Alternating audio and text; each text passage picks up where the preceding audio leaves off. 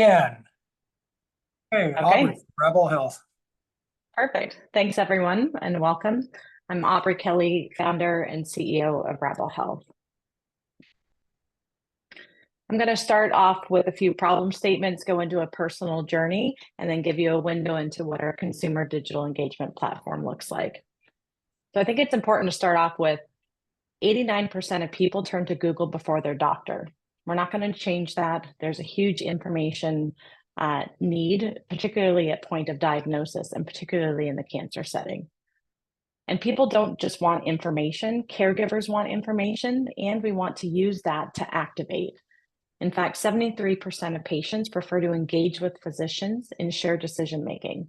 That's not just compliantly doing what the physician tells you, but it's actually saying, what are my goals of care?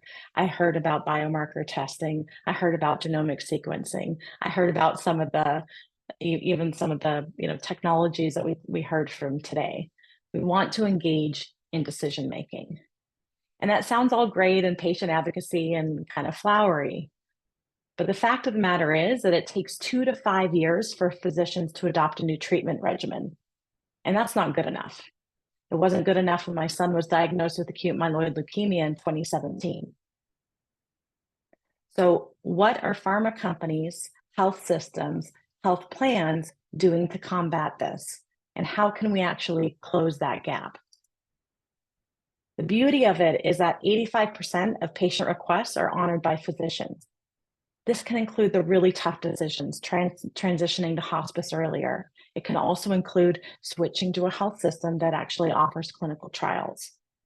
So what are we doing to actually activate patients in a measurable and tangible way that translates to improved outcomes? That was the gap that I saw. I have a background in the pharmaceutical industry, but I left and started Rabble Health following my son's diagnosis. He had a successful bone marrow transplant. He's a 6-year survivor, 8 years old now. But we needed to think about a better way of actually activating patients. And so we started Rabble. Rabble runs initiatives for our clients, and these aren't just life science organizations, they're also health systems, health plans, implementation science researchers, et cetera. But we run initiatives designed to activate and empower the right patient at the right time.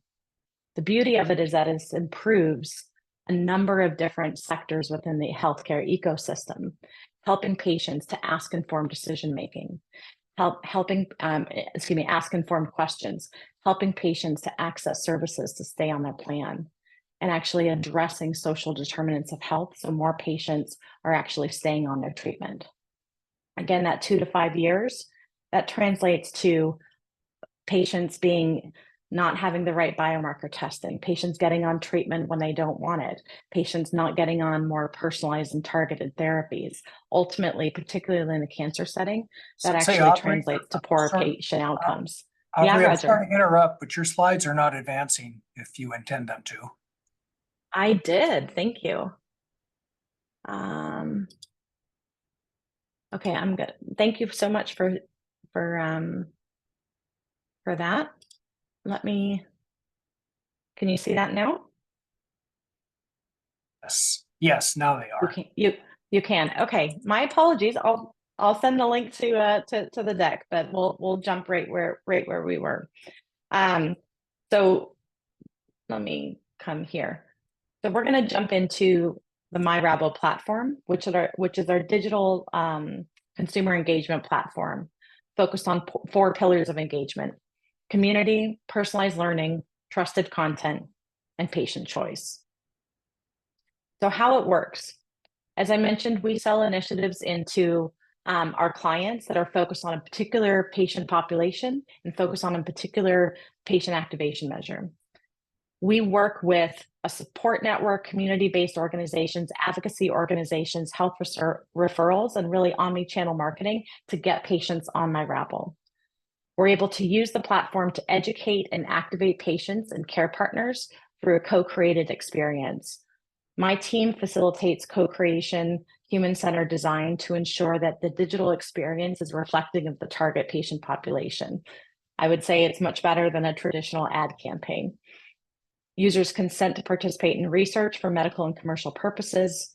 And we have a real world data reporting system that actually identifies, are we able to move the market? Are we able to actually create and help more patients, whether it's asking questions, engaging in clinical trials, and accessing services to keep them on treatment. We have a simple registration. We allow patients to create public and private groups. This includes advocacy organizations, so we can really start to foster that connection. We curate advocacy services by social determinants of health by patient need. So I think this is a really important, and we're excited, kind of published feature of ours, where we're able to really focus on being another digital distributor for our advocacy partners. And a little preview into what's to come. We're going to help patients and caregivers with medication trackers, symptom trackers, mood trackers, and really utilize tools to better control what they have the ability to control in their journey. In addition to that, we allow for decision aids, for shared decision-making, customized learning specific to a diagnosis. And I mentioned trusted content. We're able to source a lot of this content from the CDC Foundation, our advocacy partners, and other reputable groups. Ultimately, this is designed to be one platform to help patients and their care partners access services, coordinate their team, self-advocate, and help others. And it's through our co-creation process that we're able to successfully do that and be a better alternative to really bringing down that 2 to 4 years statistic. So we believe it's time for a new way to improve patient outcomes, and we're excited for the opportunity to be a partner in this pursuit. I'll leave it open for a few questions. And here's my contact information. All right, great. Thank you. It looks like, Peter, you have your hand up. Is that a question for Aubrey?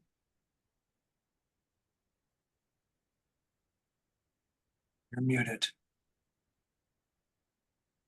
Yeah, I have a question. Okay. So how you, sorry, Audrey, thank you very much for the presentation.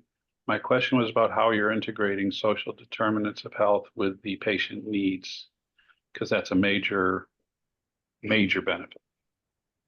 Absolutely. Thank you, Peter. So actually, our first initiative was in partnership with the American Cancer Society and West Cancer Center in Memphis, Tennessee.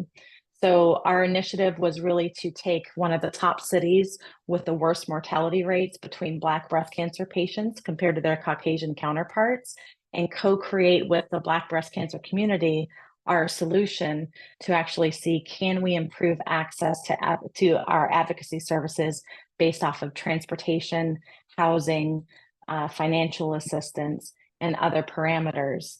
And I'm really excited to say that we were able to present the publications jointly at the Academy of Oncology Nurse Navigators this past fall. And so that particular initiative was sponsored by both Gilead as well as Blue Cross Blue Shield of Tennessee. And so the opportunity to get multiple funders from different parts of the health ecosystem, work with a health ecosystem, work with the health system and patient advocacy, and just essentially be the facilitators and the digital backbone to say, are we able to move the needle is a critical component of, I think, what is our secret sauce. So. Just one quick follow-up. I'm glad my question made you smile.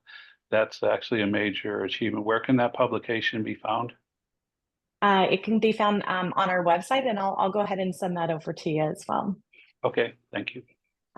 And I'll also point, so that same initiative was also published in the San Antonio Breast Cancer Symposium. So if you'd like, I can send those over both. Yes, please. Okay, thank you. Mark? Yeah, I have a question. Aubrey, your revenue model looks like everything, the patient groups, there's no charge for that. Revenue That's models, correct. the clinical researchers or the CROs paying. What percentage of clinical researchers or CROs, whatever, pay for patients? And then is it typical to pay you as a broker? So it's a great question, Mark. So a few things there. So our while we're glad to accept money from any entity, our strategy is, is to be hyper-focused on pharma, because where we landed is that pharmaceutical companies have the most to gain and most to lose if a patient isn't activated.